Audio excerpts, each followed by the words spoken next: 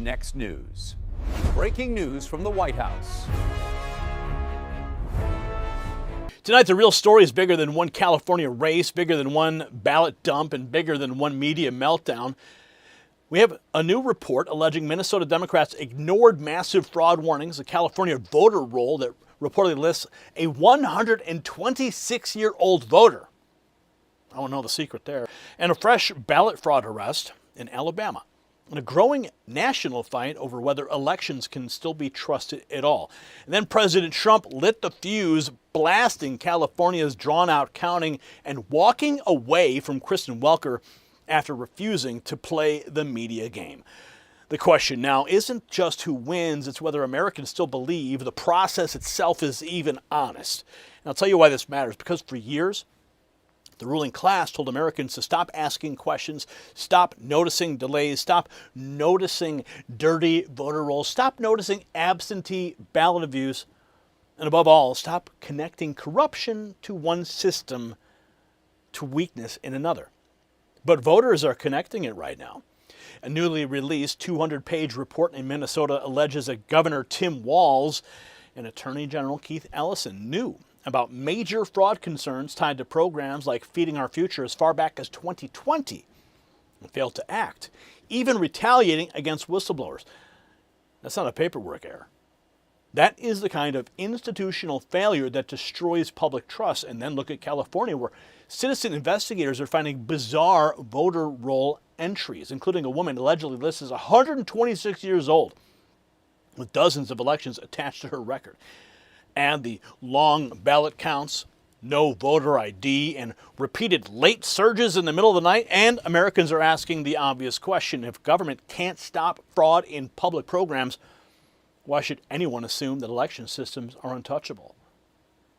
And when institutions fail you, whether in government or health, people start looking for answers that actually work. Now, you've probably seen the clip, Joe Rogan sitting with Mel Gibson talking about people close to him who went through serious health struggles and then saw dramatic turnarounds.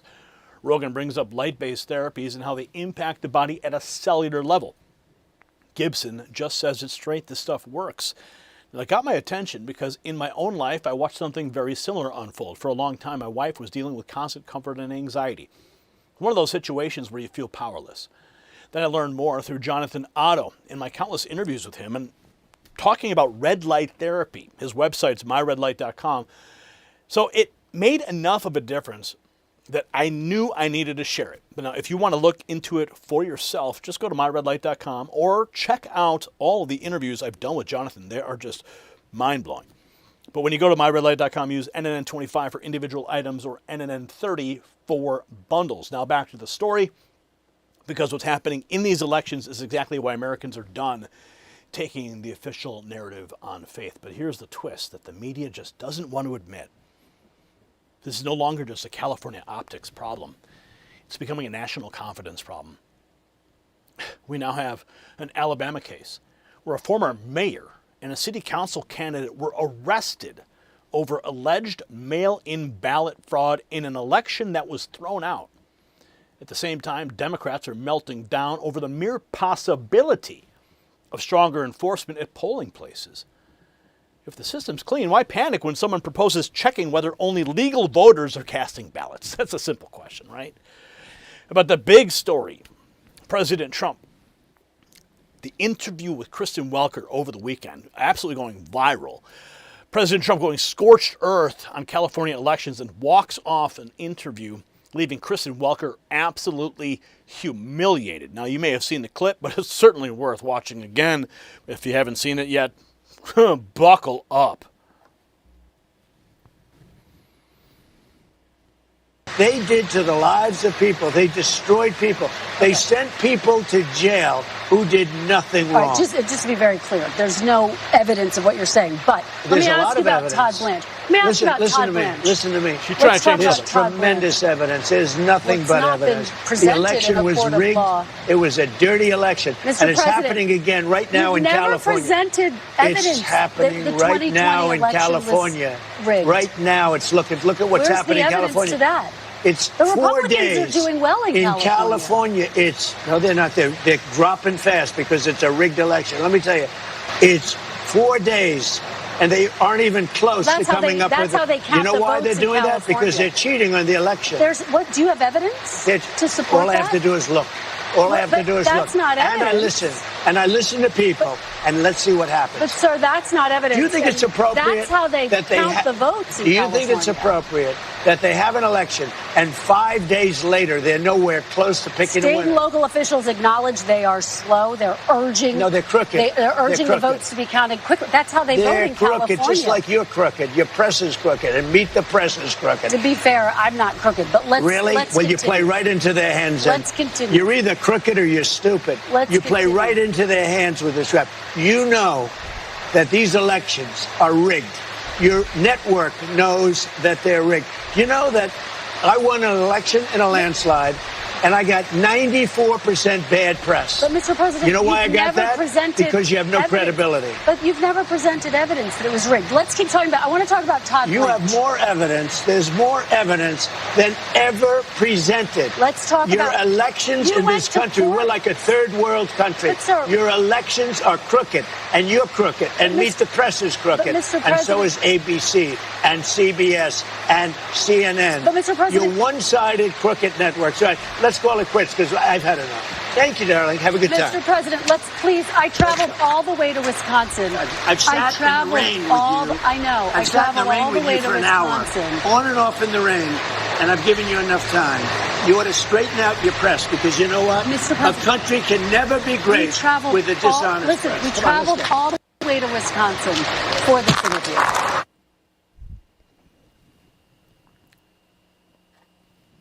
Beautiful.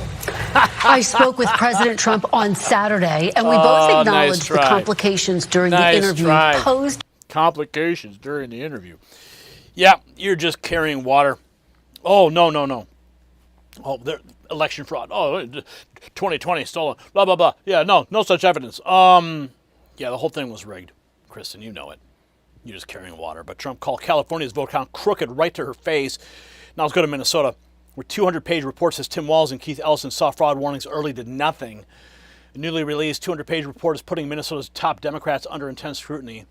Reports allege Walz and Ellison were aware of major fraud concerns tied to programs like Feeding Our Future as far back as 2020, but failed to act on warning signs and in some cases retaliated against whistleblowers. Listen. The earth-shattering report accuses Minnesota Governor Tim Walz and Attorney General Keith Ellison of knowing about fraud as far back as 2020 and ignoring or retaliating against whistleblowers. We had the $250 million takedown of the Feeding Our Futures campaign in Minnesota, which was supposed to be money for feeding our children. We've convicted 77 people involved in that campaign. Just the other month, back in Minnesota, a $90 million fraud against autism centers for our most vulnerable children. The 200-page report says Minnesota state officials ignored warning signs about the fraud and even tried to cover it up. Walz claims he worked to find corruption through additional audits. The buck stops with me. And as I know, some of you will take that as an open invitation to play politics with every incident of fraud that takes place here in Minnesota, even though I have to tell you, the statistics show it's happening in red states more than here. But So be it. Yeah, sure. The report says Minnesota officials dismissed fraud probes. It says they feared accusations of racism. The committee says that Ellison met with people from Feeding Our Future, including those later convicted of fraud. Now, the House this week is again focusing on fraud via legislation. One bill up this week cracks down on ghost students and fraud in student aid programs. Yeah, the fraud's everywhere. Elections, Minnesota, showing what happens when Democrats look the other way. Out in California, a citizen journalist knocking on one door and finds a so-called registered voter listed at 126 years old. Trump Daily Post dropping this bomb from Nick Shirley. He found a 126-year-old registered voter in California. They're mailing ballots to dead people and illegals. Then ballots get harvested and dumped late. California is gone. Thank God for Nick Shirley. So how old is this person who's eligible to vote here inside the United States, inside the state of California? 126 based on the Secretary of State. And this is Doris. Yeah. And now we're going to see if Doris is home. Are you Doris? She's right here. Yes. Hello, Doris. Yes. How are you doing? I'm good. We're just going through the voting rolls here, and we're just confirming anybody who's above the age of 100 years old. And right here it says you're 126 years old. No, you got the wrong house. Are you Doris Wood? Yeah, but you got the wrong house. I'm Doris Wood, but you got the wrong place. That's the wrong information, all that stuff. No, that's wrong. Oh, here, I can show you if you like. No, it's just that it's wrong. How come you think here in California they're just messing up on all these voting rolls here? I don't know, because I don't know what you're talking about.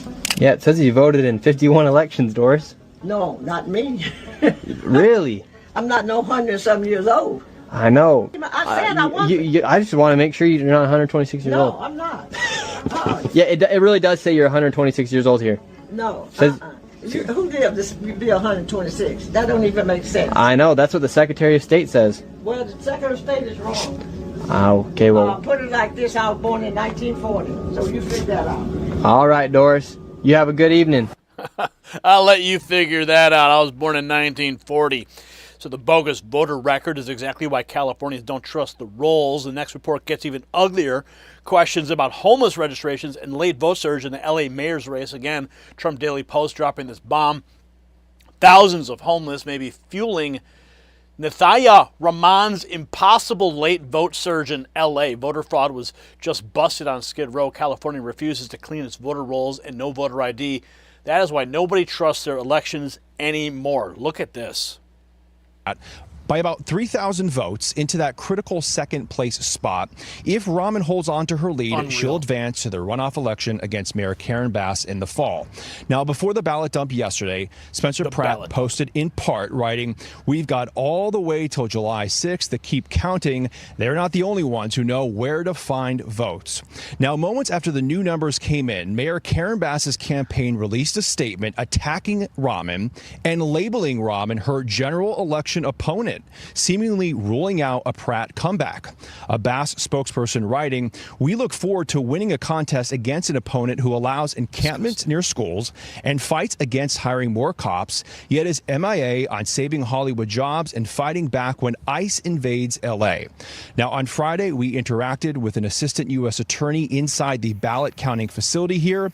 The DOJ says he was observing, and the first assistant U.S. attorney in LA, Bill Asaley, says California has refused to give the federal government its voter rolls and allows first-time voters to use IDs like gym and debit cards. Asaley also writes, California allows third parties to collect and turn in ballots on voters' behalf, a practice known as ballot harvesting with few restrictions. This makes it difficult to track who actually received, completed, and submitted each ballot.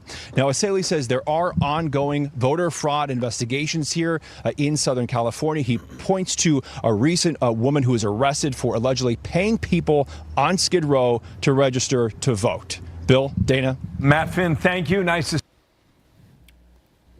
So the Skid Row scheme sounds familiar. It should roll back to tape 2010 when Kamala Harris didn't get elected. Didn't get declared the winner for weeks after late mail ballots out of Los Angeles wiped out her opponent's lead. Flashback 2010.